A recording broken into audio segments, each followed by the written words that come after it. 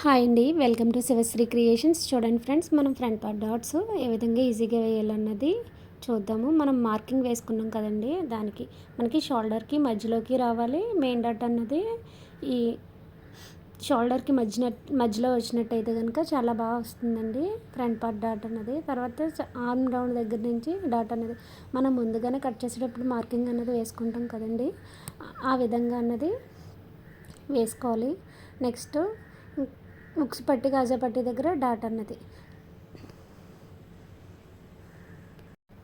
ఉక్స్ పట్టి కాజా పట్టి దగ్గర డాటు మనం 3 భాగాల కింద చేసుకోవాలి. ఒక భాగం కిందకి ఉండేటట్టు అన్నది మనం డాట్స్ అనేది వేసుకుంటే కనుక మనకి పక్కాగా చాలా నీట్గా అన్నది వస్తుంది. డాట్స్ అన్నవి ఇలా వేయడం వల్ల మనకి ఫిట్టింగ్ కూడా చాలా బాగుంటుందండి. చూడండి ఎంత బాగా వచ్చిందో. మనకి మెయిన్ డాట్ అన్నది మాత్రం షోల్డర్కి మధ్యలో మాత్రం రావాలి. మధ్యలో వస్తే కనుక మెయిన్ డాట్లోనే ఉంటుందండి. సేమ్ ఇంకో వైపు దానికి కూడా సేమ్ అదే విధంగా షోల్డర్కి మధ్యలో రావాలి. ప్లస్ ఇలా కొంచెం క్రాస్గా స్టిచ్ అన్నది కొంచెం క్రాస్ ఉండి చివరిని అన్నది కొంచెం రఫ్ అన్నది ఇచ్చుకోవాలి.